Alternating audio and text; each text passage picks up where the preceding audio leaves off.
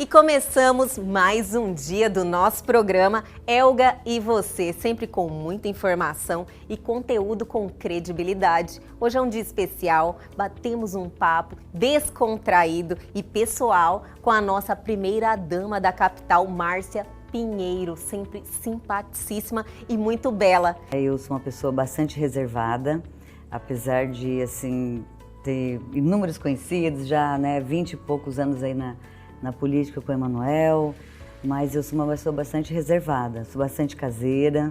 Então fiquem aqui comigo que o Elga e Você está apenas começando.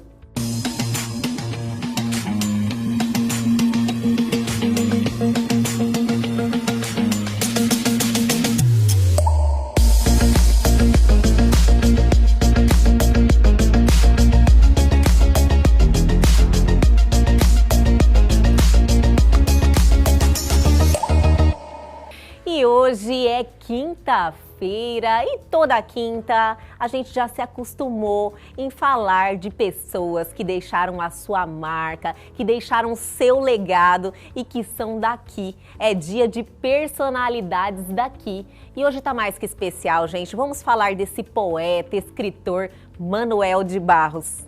Manoel Venceslau Leite Barros nasceu em Cuiabá, Mato Grosso, dia 19 de dezembro de 1916. Passou a infância em sua cidade natal, onde seu pai, João Venceslau Barros, tinha uma fazenda no Pantanal. Já na adolescência, mudou-se para Campo Grande, onde estudou num colégio interno. Formou-se em Direito no Rio de Janeiro. Lá se filiou ao Partido Comunista e, por conta do apoio de Luiz Carlos Prestes a Getúlio Vargas, ficou desiludido com a política, abandonando o partido.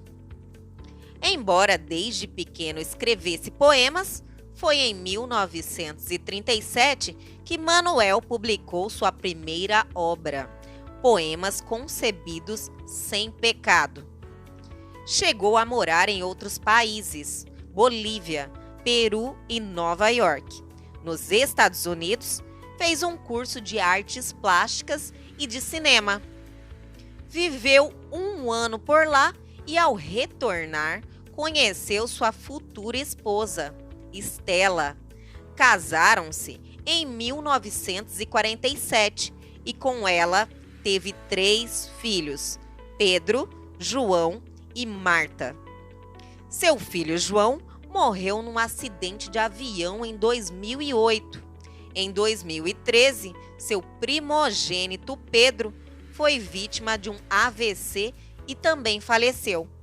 Manoel de Barros faleceu em Campo Grande, dia 13 de novembro de 2014, aos 97 anos. E aí, gostaram?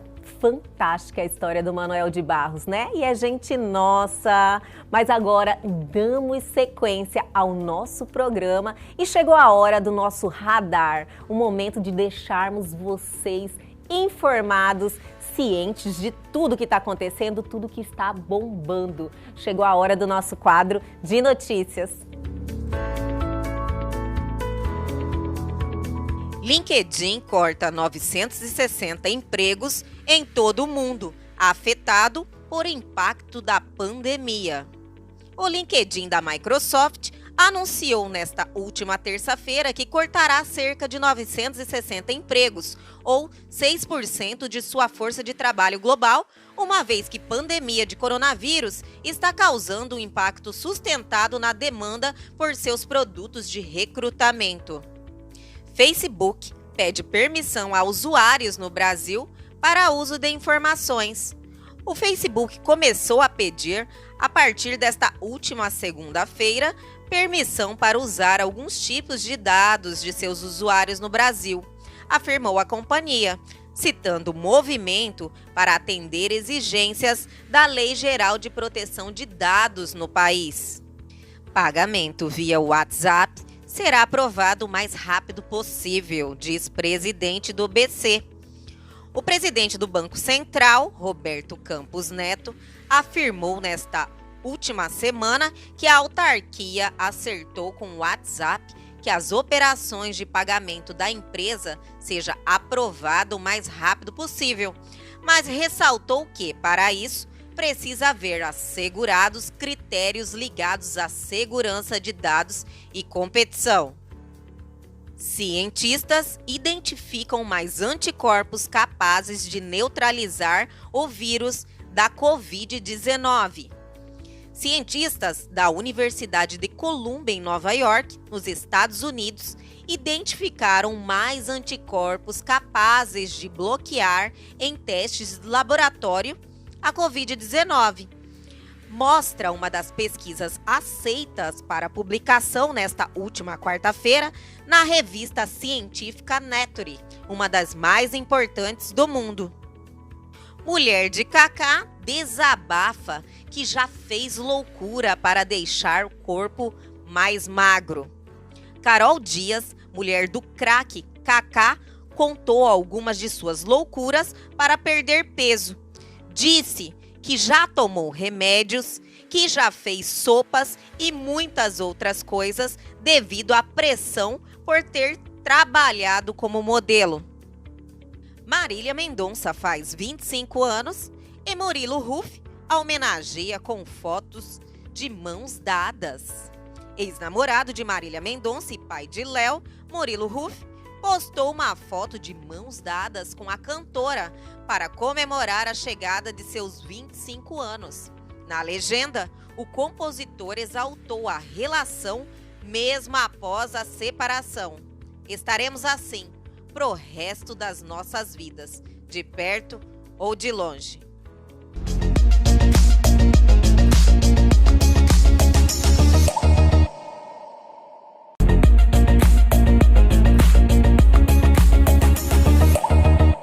Voltamos e agora, o Elg, você vai trazer um bate-papo descontraído, interessantíssimo para todos nós. Estamos aqui com uma mulher forte, guerreira, esposa, mãe e que no momento está atuando como mãe de todos nós. Estamos com a nossa primeira-dama da capital, Márcia Pinheiro, que é uma satisfação imensa, Márcia, te receber aqui hoje.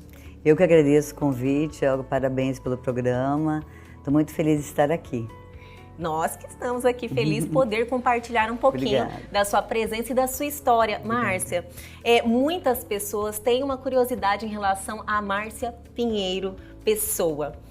Você tem uma atuação assim muito fervorosa em relação às atividades de primeira-dama, e o lado pessoal? Como está? Como fica? Você tem tempo para dedicação de família, para cuidar do seu lado pessoal? Olha, é bastante corrido, né? Eu sou uma pessoa bastante reservada, apesar de, assim, ter inúmeros conhecidos, já, né, 20 e poucos anos aí na política com o Emanuel, mas eu sou uma pessoa bastante reservada, sou bastante caseira e, assim, a gente sempre tem que ter um tempinho para a família, né? Principalmente no final de semana, embora com essa pandemia está sendo bastante difícil, a gente tem trabalhado segunda a segunda, né? Para que a gente possa aí dar melhores condições, poder enfrentar tudo isso juntos, para superarmos juntos, né? Tudo isso que está acontecendo. E eu, como primeira-dama, são 3 anos e meio, né? De bastante trabalho, sempre, porque ser parlamentar é diferente, né? Então você ajuda, eu sempre ajudei o Emanuel, sempre trabalhei nos bastidores, mas quando você assume o executivo, é totalmente diferente, porque você começa a estar à frente também, né? Então Sim. É um trabalho bastante diferente, mas realmente bastante atuante, inúmeros projetos que nós fizemos, né, durante esses 3 anos.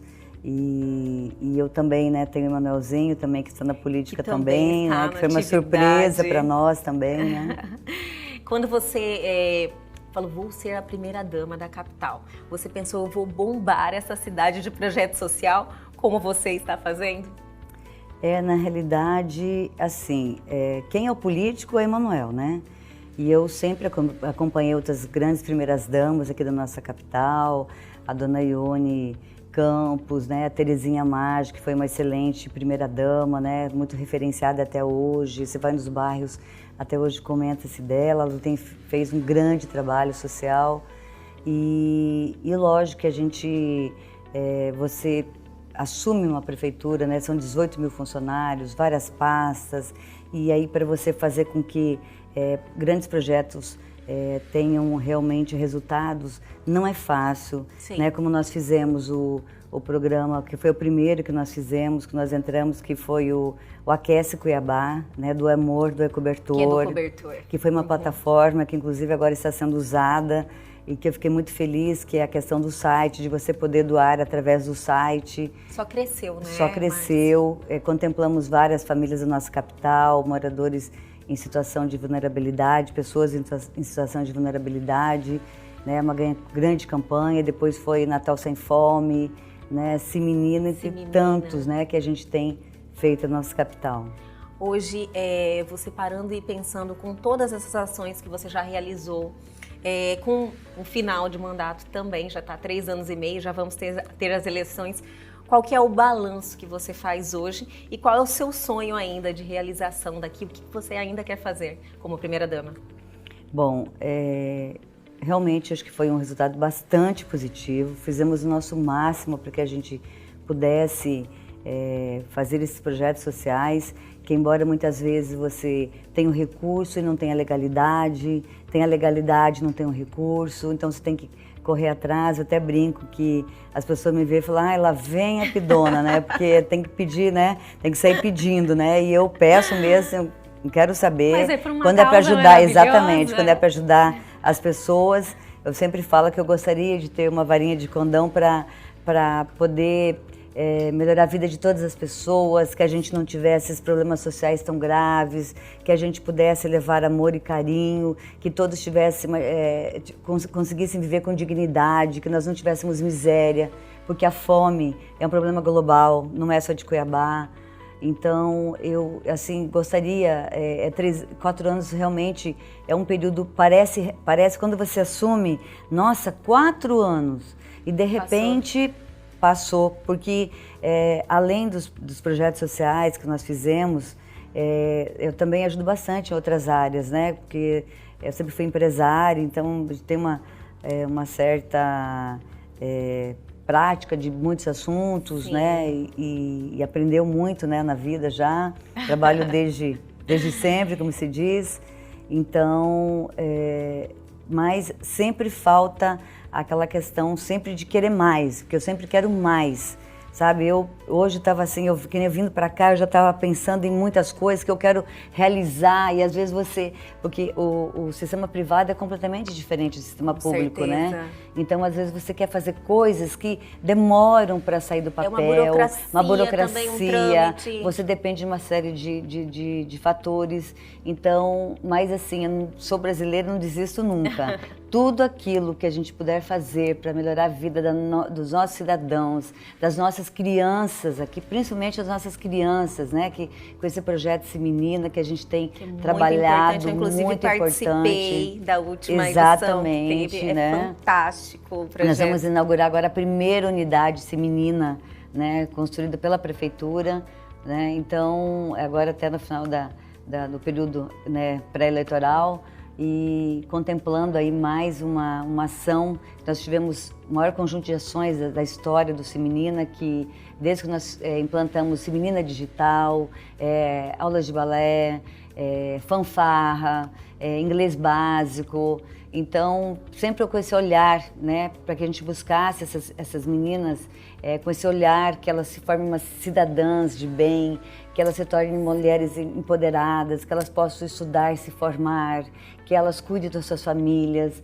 né? Então, todo o nosso carinho para com essas meninas, né, que são o nosso futuro, criar oportunidades, sabe? Então, porque o Se Menina é um contraturno da escola, né? Então, nós fizemos agora nessa pandemia a questão das máscaras, agora vamos já lançar o Se Menina em Casa, para que a gente possa levar as aulas, a continuidade no projeto com as meninas que estão em casa.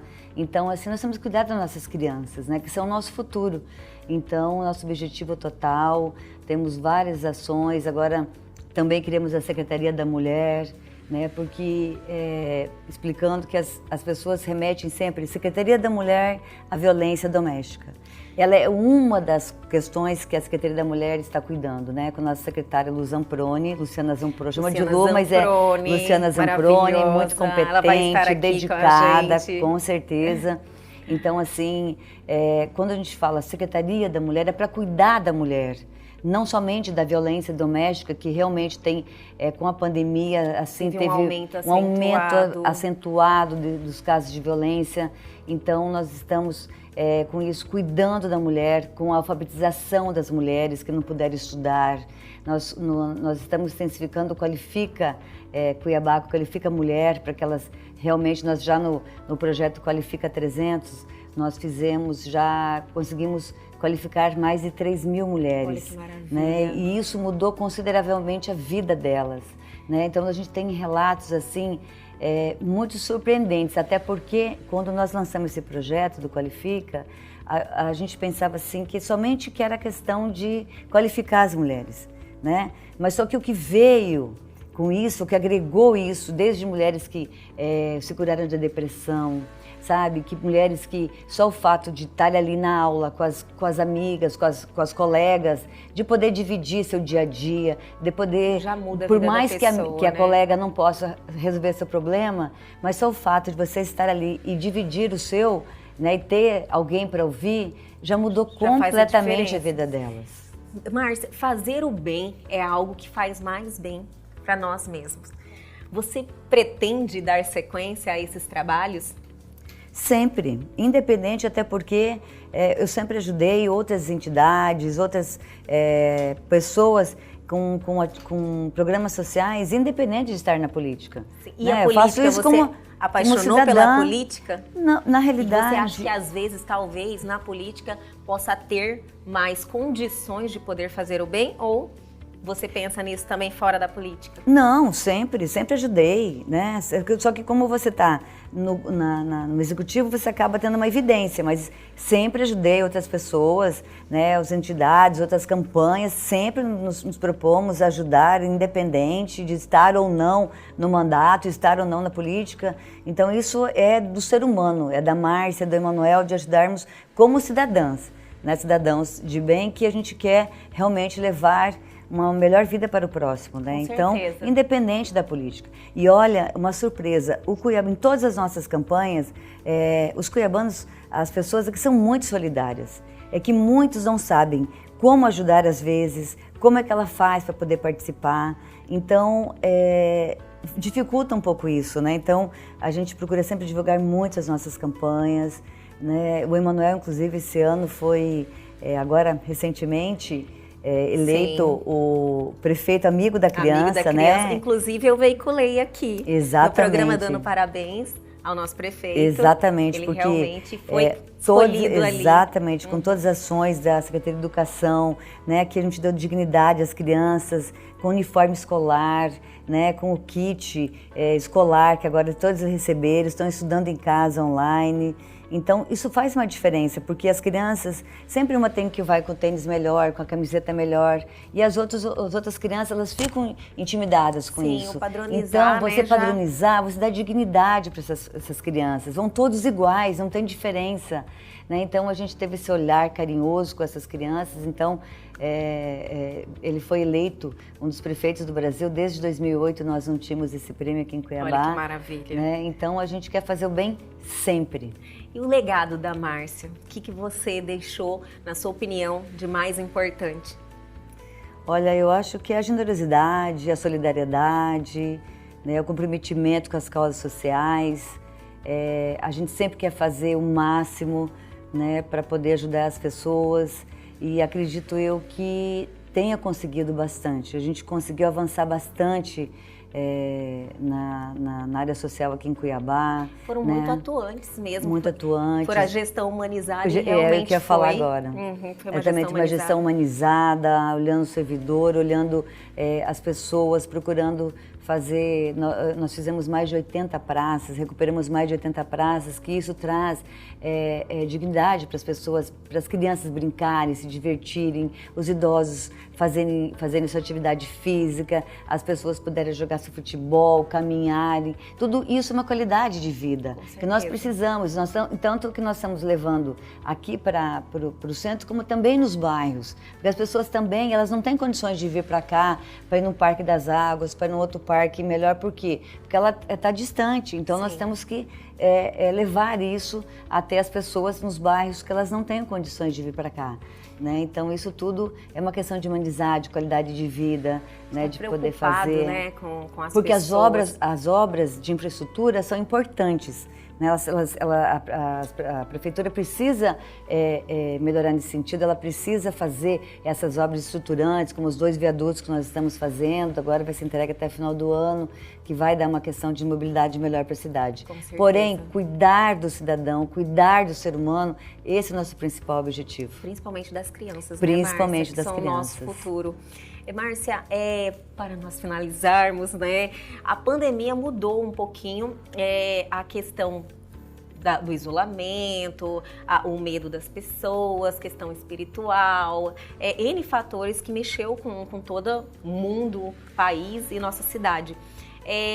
Para vocês, acelerou a problemática de ter que agilizar mais para ajudar as pessoas em situação de vulnerabilidade? Ah, sim, com certeza, muito, em todos os sentidos, todos os sentidos.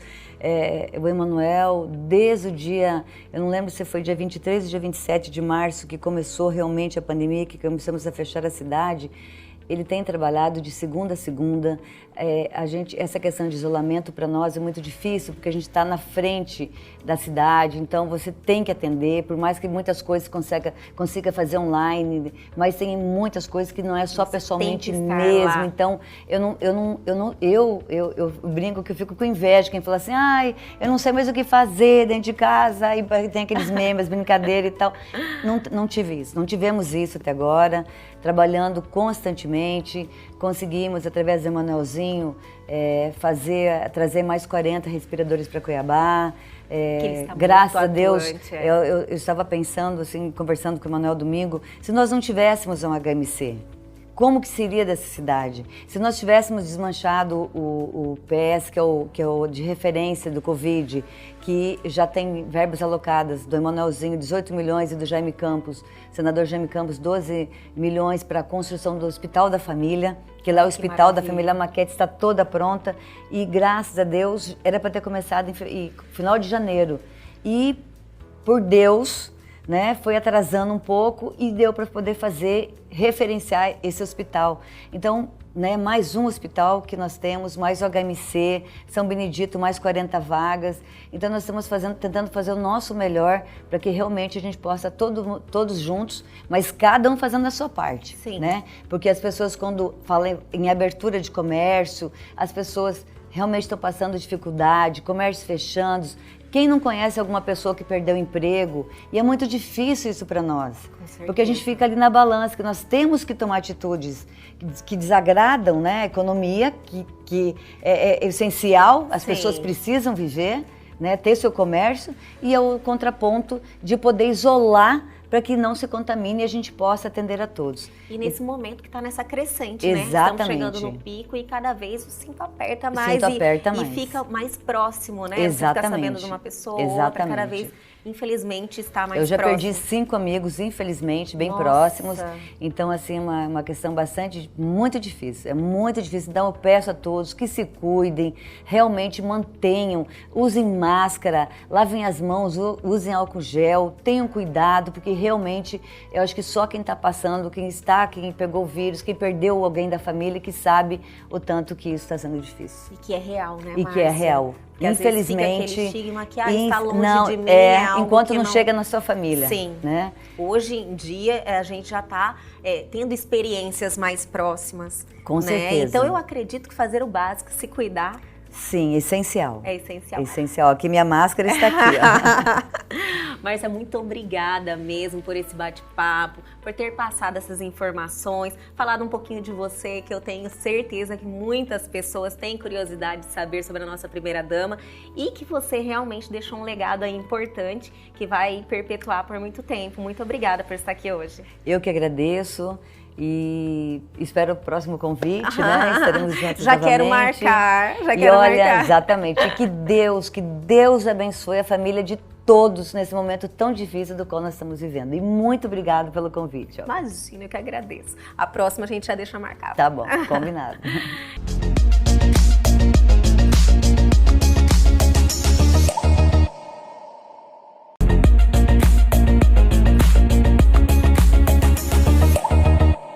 Voltamos! E agora, no Elgue Você, um assunto assim muito descontraído, um assunto que traz saúde também. Vamos conversar com o Dr. Afro Stefanini segundo mesmo, né? Em algarismo, doutor. É um prazer imenso receber o senhor aqui hoje. O prazer é nosso, Elga. Uma alegria estar aqui.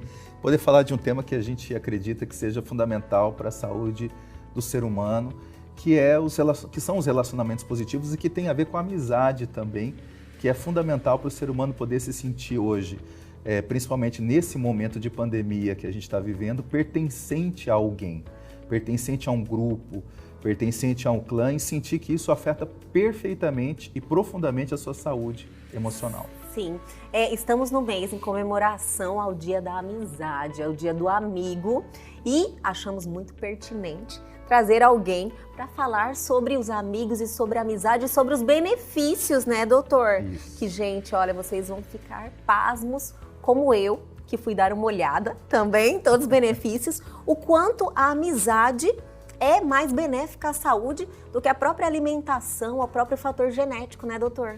Afeta sim, porque, veja, nós somos seres sociais. E todo fator que o ser humano entende sobre existência, propósito de vida, sentido existencial, vincula profundamente a existência de pessoas na nossa vida. Isso foi estudado especificamente, por exemplo, por um pesquisador chamado Martin Seligman, PhD da Pensilvânia, que é conhecido também hoje como o pai da psicologia positiva. Para você ter uma ideia, era forte dentro do meio acadêmico do século XX, o que faz o ser humano adoecer. Então, muitas das linhas da psicologia estudou o que faz o ser humano adoecer e ficou nesse enfoque da doença. Mas Seligman questionava muito, mas antes dele mesmo, outros como Carl Rogers, Abraham Maslow, outros estudiosos, mas o que faz o ser humano ficar bem? O que faz o ser humano ficar feliz? E Seligman, então, entrou pelo caminho do estudo da psicologia positiva, o que deixa o ser humano bem. E dentro da psicologia positiva, ele traz a chamada teoria do bem-estar. E a teoria do bem-estar coloca 5 pontos. O que deixa o ser humano bem? São 5 pilares que deixam o ser humano com bem-estar. O primeiro pilar ele chama de emoções positivas, Elga. Vamos exemplificar. Vamos exemplificar. Ou seja, busque questões que façam você se divertir.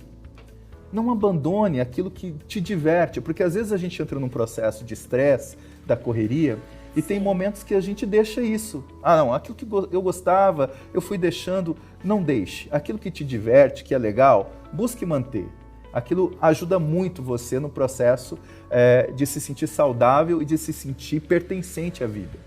Outro ponto que ele coloca é significado. Tenha propósito na vida.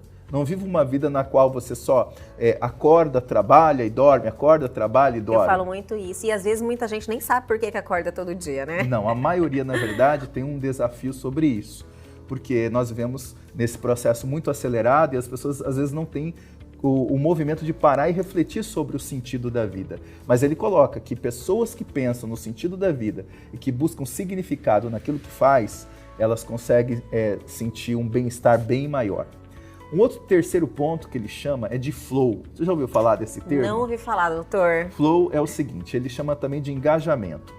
Sabe aquele momento que você está numa atividade que ela é muito prazerosa e que você praticamente nem vê o tempo passar? Sim. Muita gente faz isso em hobbies, né? Hobby você faz, tem gente que gosta de jogar um tênis, tem gente que gosta de costurar, tem gente que gosta de tocar um violão, ou seja, mas você entra quase num transe, assim. Isso. Quando você vê, já na verdade, passou você o tempo. captou bem, porque não é bem um transe, mas os estudos mesmos do flow diz o seguinte, é quase que se fosse assim uma perca de consciência, mas não é bem isso, porque na verdade é uma intensa concentração que você está ali e você não vê o tempo passar, às vezes nem sente fome, entende? Isso é então verdade. você está em flow. Aí o pessoal fala, nossa, eu queria viver em flow todo dia. Toda hora, ficar em flow, né? Mas para viver em flow, na verdade, é preciso exatamente você ter um processo de autoconhecimento e que você sabe muito bem aquilo que te diverte, aquilo que te faz bem e você se dedica a essas atividades. Porque se você não colocar a sua mente para atividades que são prazerosas, o estado de sentimento de obrigação fica muito forte. E esse estado de sentimento de obrigação causa uma opressão, causa um processo também de mal-estar. Então, é bacana. Mas o Seligman também falou do quarto ponto. E o quarto ponto ele chama de superação. O que é superação? É aquilo, resumindo mais ou menos assim, Elga, desistir não faz bem para a saúde. Realmente não faz bem, eu concordo plenamente, doutor. Todas as Cria vezes... uma insatisfação, uma tristeza. Isso, uma tristeza. Muito grande você desistir de algo, porque, né? Você assim, se sente incapaz. Você se sente incapaz, então vem uma ideia de frustração. Isso. Né? E o quinto ponto, são 5 pontos da teoria do bem-estar, é relacionamentos positivos. E aí entra toda essa questão da amizade que a gente está falando. Porque ele foi estudar e identificou o seguinte, olha, sabe aquelas pessoas que você gosta, Elga, que você ama? Sim. Então, a teoria do bem-estar sugere o seguinte, fique com elas mais tempo. E aproveite mais tempo conversando com elas. Doutor, eu tenho uma dúvida, que eu já quero pontuar antes que eu esqueça. Né? Eu li sobre um estudo feito em Harvard, pela universidade, e ele falou que os amigos que você faz, inclusive tem uma diferença aí que nós vamos chegar lá, dos amigos que você tem da vida toda e das novas amizades. Sim. Né? Que inclusive é questão do hormônio, mas daqui a pouquinho eu toco nesse assunto. Mas assim, às vezes a presença dos amigos na sua vida em alguns determinados momentos, principalmente em relação à saúde, é mais benéfico do que o familiar? Isso, porque o que acontece? Relacionamentos tóxicos existem tanto na família quanto fora da família. O que acontece? Quando os relacionamentos eles estão estruturados em mecanismos de exigência, de cobrança e de colocar você numa situação de inferioridade, você vai começar a questionar o seu próprio valor. E quando você entra nesse movimento, Elga, de questionar o seu próprio valor, vem todo um movimento de tristeza, de melancolia, depressivo. Pode gerar uma grande ansiedade, porque aí você fica naquela tentativa interminável de agradar o outro. Tentar agradar, isso não é legal. Então, relacionamentos no qual a amizade, ela proporciona a você o quê? Um círculo de confiança. Sim. Outro benefício da amizade, te deixa num estado emocional de naturalidade. Você fica natural com os amigos. Sim. Sabe, você não precisa vestir máscaras. Você não precisa ser péssimo. outra pessoa. Outra questão, você sente com quem contar. Porque uma questão também que deixa o ser humano emocionalmente em dificuldades é quando ele se sente em desamparo. Né? Ele tem desafios, todo mundo está passando por desafios hoje imensos. Por isso que a experiência da pandemia também está eclodindo fenômenos de solidariedade, porque as pessoas elas querem amparar e também querem se sentir amparadas. Sim. Então a amizade proporciona isso, você se sente amparado, você se sente apoiado, inclusive, nos seus sonhos. A verdadeira amizade é aquela que te apoia nos seus sonhos, mesmo quando discorde de você em alguns aspectos. Olha só, eu vi lá que a gente tem até um número mínimo de amigos, sabia? Eu li numa pesquisa que você tem que ter, no mínimo, doutor, não sei se você confere, 4 amigos, pelo menos, você tem que ter na sua vida. As pesquisas, elas são sempre, digamos assim, inovadoras, né? Isso. Elas trazem dados aqui, daqui 5 anos trazem outros, né? É sempre desafiador a gente afirmar categoricamente, a partir de um momento ou de uma época da humanidade, se aquilo seria realmente o número adequado. Mas é natural que nas gerações e na sociedade se estabeleça determinados números mínimos realmente de relacionamentos para a gente poder lidar com a solidão, né? Para a gente poder suportar o estresse, para a gente poder suportar os desafios da vida. É óbvio que hoje, por exemplo, você veja, né? Hoje nós temos na relação conjugal, os casais, eles hoje optam por ter menos filhos, né? É uma do que tendência, antigamente. né? Há uma tendência. Obviamente, as nossas relações hoje, elas estão mais restritas fisicamente, se a gente for ver, em comparação das nossas relações virtuais. Hoje, realmente, as pessoas têm muito mais amigos virtuais, se a gente for ver, né, do que, às vezes, físico mesmo. Físico mesmo continua praticamente os mesmos, mas virtuais crescem. Tem gente que fala assim, nossa, eu sou seu amigo, eu te conheço, Afro, eu te sigo nas redes sociais e tal, mas eu não conheço a pessoa fisicamente, mas ela já se sente minha amiga. Sim. Então, porque ela me vê, ela vê meus vídeos, ela vê minhas falas. Acompanha a sua rotina. Ela acompanha a minha rotina e tudo mais. Então, é natural que ela se sinta, né? E claro, se a gente puder ter uma relação virtual, a gente vai se transformar num amigo. Então, tem gente que fala assim, esse é meu amigo do Face, né? Esse é Sim. meu amigo de casa. Mas realmente, agora, é fundamental que a gente tenha pessoas, um círculo de pessoas que a gente sinta que possa contar, tá? É muito importante. Falando da questão, lógico, emocional também, que você fala na questão do apoio, você não se sentir sozinho, você ter alguém para compartilhar, né? Agora vamos falar da questão física mesmo. Fazer novos amigos. Libera um hormônio, oxitocina, o senhor vai lembrar isso. Então, existe uma questão física da amizade mesmo. Claro, e o corpo responde, né? O corpo responde a esse processo social da interação e da integração. Também conhecido com esse hormônio, né, que leva à alegria, leva esse estado do ânimo, do entusiasmo, que é excelente também para as questões que auxiliam na prevenção da depressão, por exemplo, que é um dos grandes problemas de saúde mental do mundo é a depressão. Sim. E o ser humano, quando ele se sente que ele está amparado, ele sente que ele existe pessoas que consideram, que o amam, e os amigos, eles exatamente representam isso, a pessoa sente então que ela está num círculo voltado para pessoas que confiam, que querem o bem dela, então ela sente-se pertencendo, que é um dos grandes valores que o ser humano pode buscar e deve buscar, se sentir pertencendo a um grupo, a um lugar, né? Por isso que, por exemplo, existem tantos fenômenos de pessoas que saem do seu país, vão morar em outro país, existem conflitos em relação a isso, porque parece que ela não se sente pertencendo àquele lugar, aquilo pode inclusive gerar uma depressão para a pessoa. Então é muito importante o ser humano sentir que tem uma raiz. E às vezes essa raiz, ela não está localizada, mas ela está integrada em pessoas. Isso é muito importante, se enraizar-se nas relações. Os amigos, assim, eles fazem um bem fenomenal para a vida. Mas a questão, assim, existe, como o senhor falou, relacionamentos positivos e tem os relacionamentos tóxicos também. Né? Então, a mesma forma que a gente pode ter um relacionamento que nos leve para cima, a gente pode ter um relacionamento que nos leva para baixo. Tem também. É igual. Doutor, eu queria que o senhor comentasse um pouquinho sobre isso, porém, daqui a pouquinho, logo após o comercial, a gente já volta em instantes.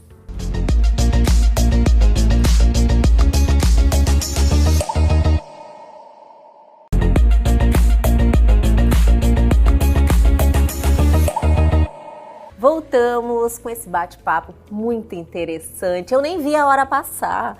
Com o Dr. Afro Stefanini, que é psicólogo, e ele está nos trazendo aí um esclarecimento muito pertinente em relação às amizades. Doutor, eu perguntei para o senhor em relação aos benefícios da amizade, começamos falando sobre isso. Isso. Porém, existe também um outro lado, que são as amizades tóxicas, né? As pessoas que vivem numa energia baixa, que acabam trazendo você, puxando você para esse fundo também. Sim, esses relacionamentos tóxicos, muitos relacionamentos abusivos também. Está tão em alta está em alta, né? Está em alta, porque o que acontece, né? A pandemia trouxe então a questão da quarentena.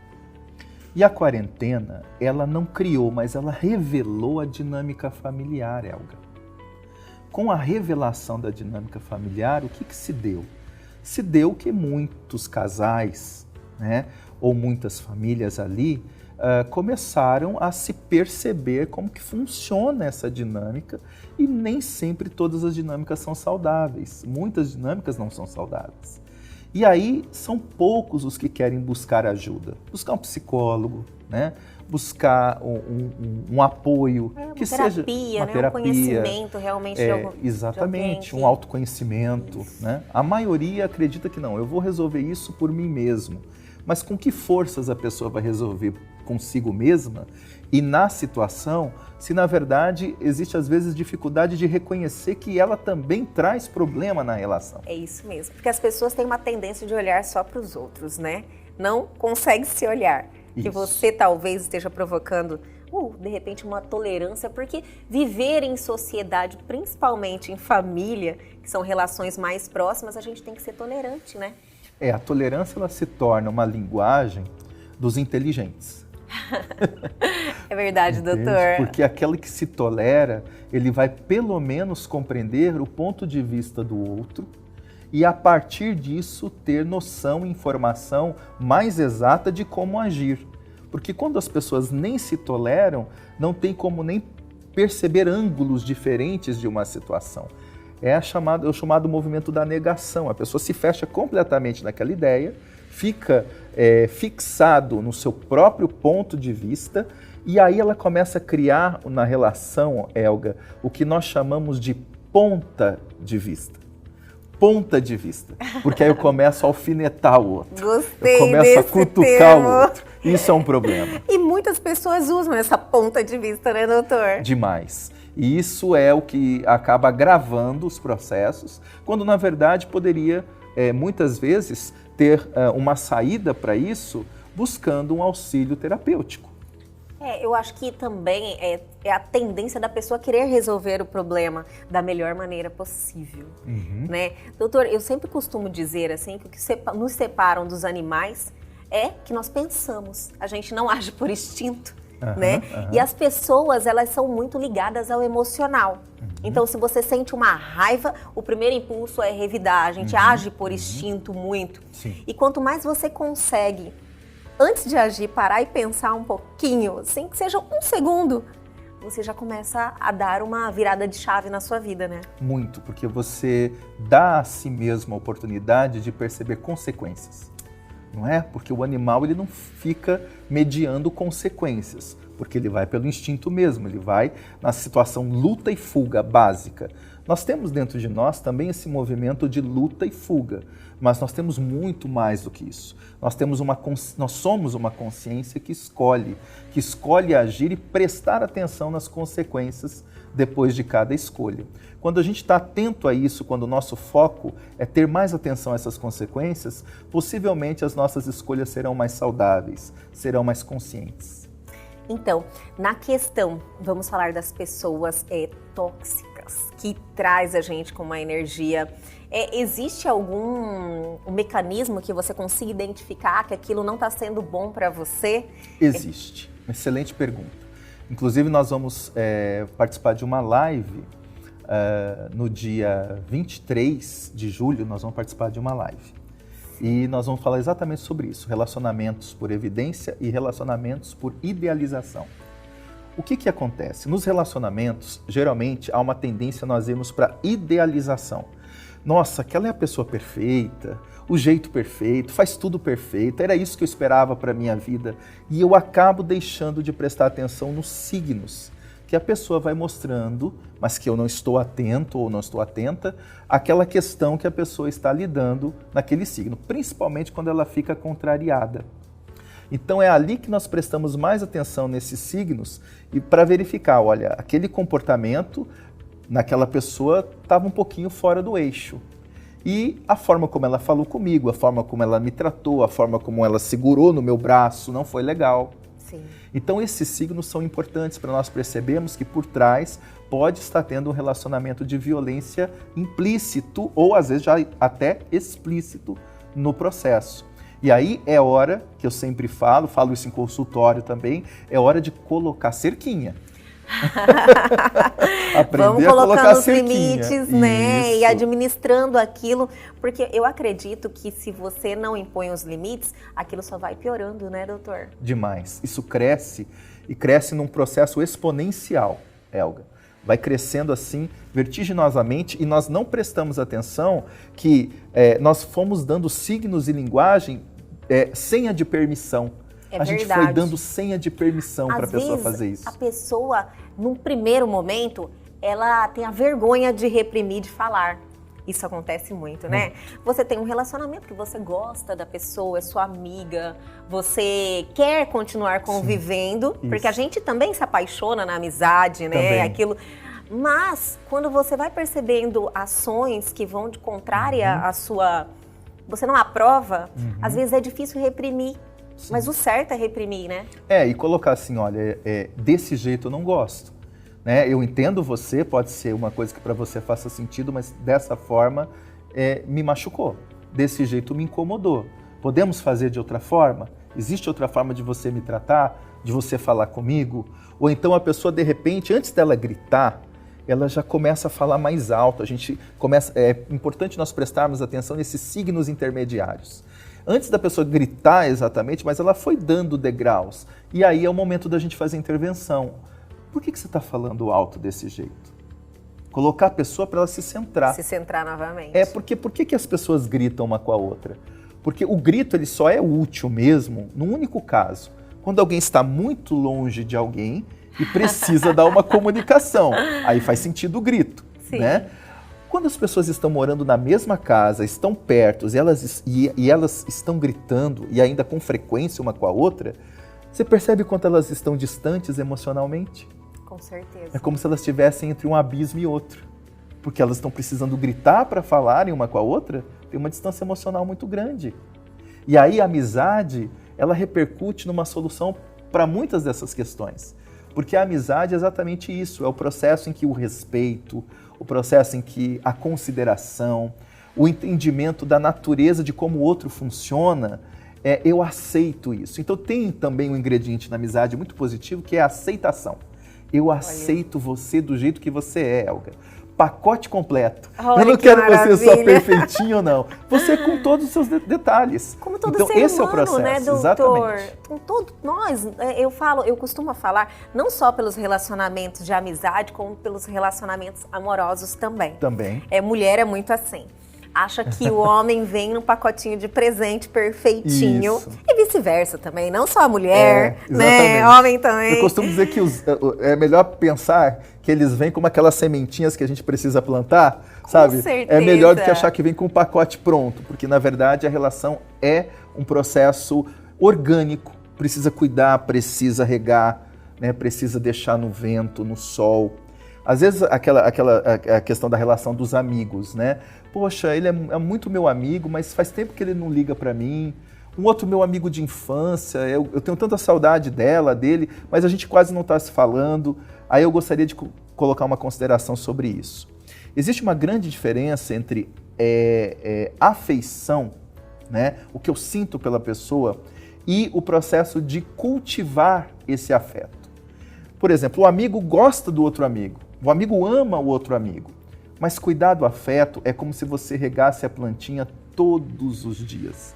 Entendi, você já pensou, se eu te der, por exemplo, um vaso e falar assim, Elga, você por gentileza pode regar, eu vou viajar, você por gentileza rega esse vaso para mim 30 vezes hoje, porque daqui 30 dias eu vou voltar. Você não precisa regar não, só 30 vezes hoje. Não adianta nada. Não adianta nada. Porque é o processo de ser todo dia que faz a amizade crescer e florescer. Florescer é um termo da psicologia positiva, muito usado, que tem a ver com o desenvolvimento do seu melhor potencial. Então a psicologia positiva trabalha muito com isso. Então, e ultimamente, num mundo que nós conhecíamos há poucos meses atrás, as pessoas não estavam mais tendo esse tempo de nutrir amizades, até as relações familiares, né? Todo mundo estava vivendo muito sua vida, um comprometimento com a busca financeira também, profissional. Também. E, às vezes, você ter aquele momento com seu amigo, você tão benéfico que vai resolver outras questões profissionais também, né? Resolve, ajuda muito, porque aquele momento com o amigo, ele proporciona em você o que a gente conversou antes, né? É uma naturalidade, é um despertar de um ambiente acolhedor que você fala, nossa, aquele estresse meu, aquela minha preocupação já passou, né? Então as pessoas às vezes brincam, olha, de duas uma, ou você vai para terapia ou você vai conversar com um amigo bem legal, né? Agora, é claro, são coisas diferentes. A terapia vai tratar de assuntos que somente a pessoa vai ser convidada a lidar com ela. E às vezes um amigo, ele gosta de dar muito conselho, né? Faça isso, faça aquilo. É mais um desabafo também, mais um desabafo, né? Para você tirar aquela carga. Aquela carga, só que os amigos, nesse sentido, eles são como se fossem amortecedores de uma estrada esburacada chamada problemas da vida. Imagina que a vida é assim, cheio de buracos e tem amortecedores. Os amigos, eles ajudam muito a amortecer muita coisa na nossa vida. Doutor, eu ouvi falar também que as relações de amizade numa empresa, por exemplo, eu trabalho num local que eu consigo fazer relações, laços de amizades nesse local e que isso beneficia muito o ambiente de trabalho. Sim, já foi estudado, né? Kurt Lewin, ele estudou muito essa questão da operosidade dos grupos, como os grupos eles influenciam muito e essa sinergia proporciona os impactos num ambiente de trabalho. Outros já vieram estudando muito sobre isso também. Entretanto, o que se dá hoje sobre contratações, né? Não é necessariamente, às vezes, talvez o currículo, ou talvez a competência, o QI da pessoa, mas é exatamente isso que você está trazendo, que é a chamada inteligência emocional. Isso, doutor. Essa capacidade, né? Um dos grandes autores sobre isso é chamado o Daniel Goleman. Então, a inteligência emocional, ela vem como uma propriedade fundamental, um atributo fundamental do ser humano para ele poder lidar com questões que, por exemplo, na empresa, é muito voltada para as questões operacionais. Né? Uma questão é eu estar conversando com você livremente, nós somos amigos, sobre assuntos diversos.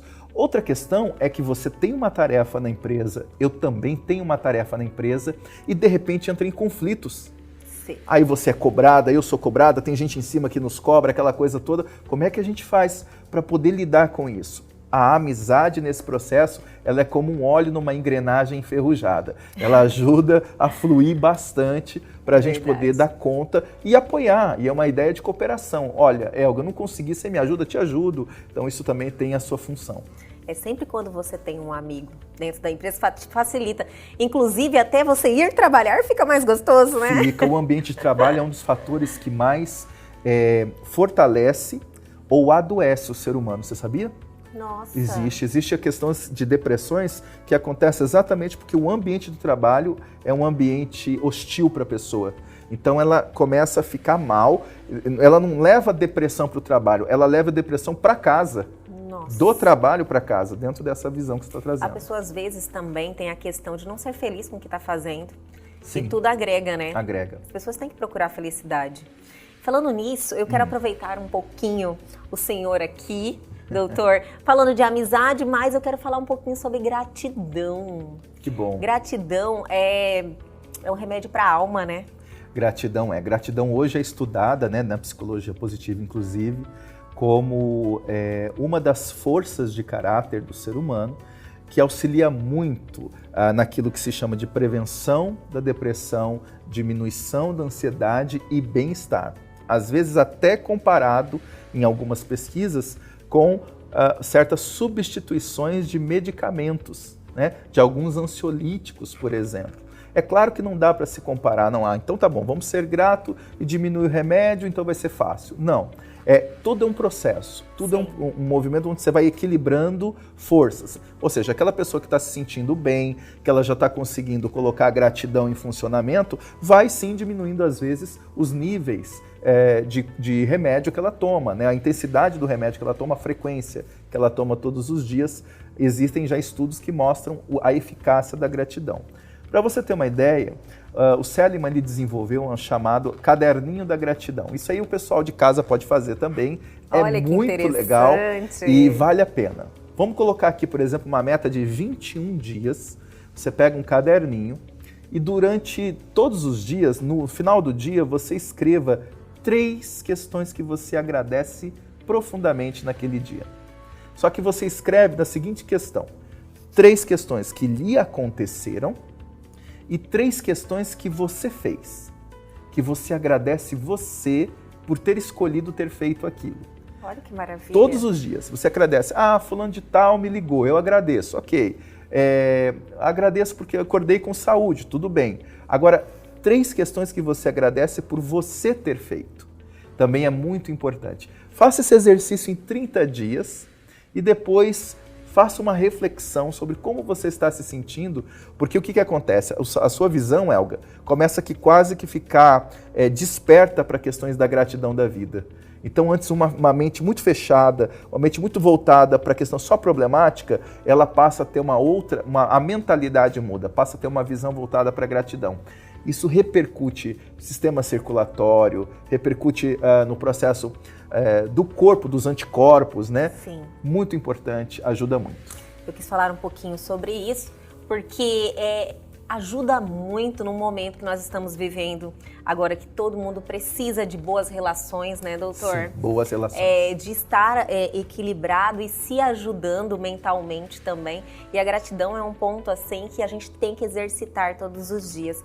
Doutor, eu quero te agradecer muito por estar aqui hoje com a gente, ter passado essas informações, trazer aí essa carga de energia positiva e falar sobre essa relação que é tão importante na nossa vida, que é a amizade. Eu que te agradeço, Elga, agradeço todos aqui da TV, foi assim, uma entrevista extremamente confortante, extremamente grata, né? A gente sai daqui com esse espírito de que nós conseguimos falar sobre assuntos diversos e nos sentirmos preenchidos com gratidão por isso. Muito obrigado. Eu que fico feliz assim, né, doutor? Muito obrigada. E o Elga e Você de hoje fica por aqui nesse clima fantástico. Mas amanhã nós estamos de volta às 21h30 aqui na TV Pantanal, canal 22.1. E se você perdeu algo, nossos canais de comunicação estão aí na sua tela. É só vocês mandarem uma mensagem. Um abraço e até amanhã.